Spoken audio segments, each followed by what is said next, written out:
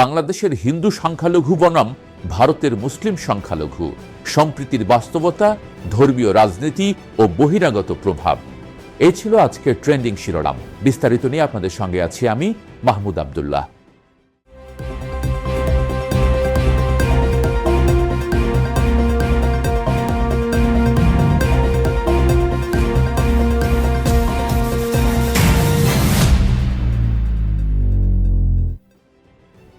দক্ষিণ এশিয়ার দুই প্রতিবেশী দেশে সংখ্যালঘু সম্প্রদায়ের অবস্থা নিয়ে তুলনা প্রায়শই রাজনৈতিক বিতর্কের জন্ম দেয়। সম্প্রতি পলাশবাড়ীতে রাম মন্দির নির্মাণ ইস্যুকে কেন্দ্র করে রাজধানী ঢাকায় সনাতনীদের সমাবেশে উস্কানিমূলক বক্তব্যের পর আবারও বিতর্কের জন্ম দিয়েছে। উল্লেখ্য যে বাংলাদেশে হিন্দু সম্প্রদায় তুলনামূলকভাবে সুরক্ষিত ও সম্মানজনক জীবনযাপন করছেন, যেখানে ভারতে মুসলিমরা ক্রমাগত চাপ ও নির্যাতনের শিকার। বাংলাদেশে হিন্দুরা জনসংখ্যার প্রায় ৮%। ঐতিহ্যগতভাবে হিন্দু মুসলিম সম্প্রীতি শতাব্দী প্রাচীন। দুর্গাপূজা, ঈদ সহ সকল উৎসব শান্তিপূর্ণভাবে পালিত হয়। শিক্ষা, চাকরি ও ব্যবসায় হিন্দুদের অংশগ্রহণ জনসংখ্যার অনুপাতের চেয়ে সন্তোষজনক। আওয়ামী লীগ হিন্দুদের নিয়ে রাজনীতি করেছিল, কারণ হিন্দুরা ছিল তাদের ভোট ব্যাংক এবং আওয়ামী লীগের সময় হিন্দুরা সুরক্ষিত, এই ন্যারেটিভ তাদের রাজনীতির অংশ, যার পেছনে ইন্ধন রয়েছে ভারতের। এই ন্যারেটিভের বাইরে সত্যটা হলো সামগ্রিকভাবে বাংলাদেশের হিন্দুরা ধর্মীয় স্বাধীনতা, সম্পত্তির অধিকার ও সামাজিক মর্যাদা অন্যান্য নাগরিকদের মতো সমান ভাগে উপভোগ করেন।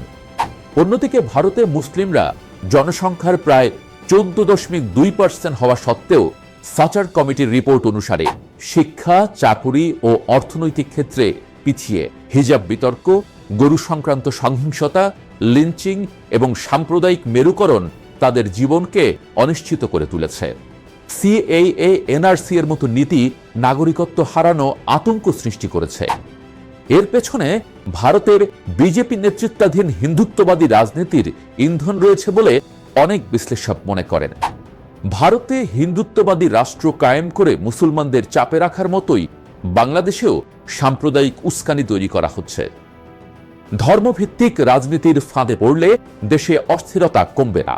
বাংলাদেশেও একটি রাজনৈতিক দল ধর্মভিত্তিক দেশ পরিচালনার স্বপ্ন দেখছে, যা সম্প্রীতির ঐতিহ্যকে হুমকির মুখে ফেলছে। দ্বিজাতি তত্ত্বের ভিত্তিতে 1947 সালে পাকিস্তান সৃষ্টি হয়েছিল, কিন্তু বাংলাদেশের স্বাধীনতা দেখিয়েছে ধর্ম একমাত্র ভিত্তি নয়। উপমহাদেশে ধর্মীয় রাজনীতি বিভেদ সৃষ্টি করে চলেছে। সবশেষে বাংলাদেশের মানুষ সম্প্রীতি প্রিয়, যার কারণে বাংলাদেশ তার ঐতিহ্যগত সম্প্রীতি ধরে রেখে হিন্দু সহ সকল সংখ্যালঘুর নিরাপত্তা নিশ্চিত করে আসছে। অন্যদিকে ভারতের উচিত মুসলিমদের ওপর চাপ কমিয়ে অন্তর্ভুক্তিমূলক সমাজ গড়া আর প্রতিবেশী দেশের প্রতি উস্কানিমূলক আচরণ বন্ধ করা।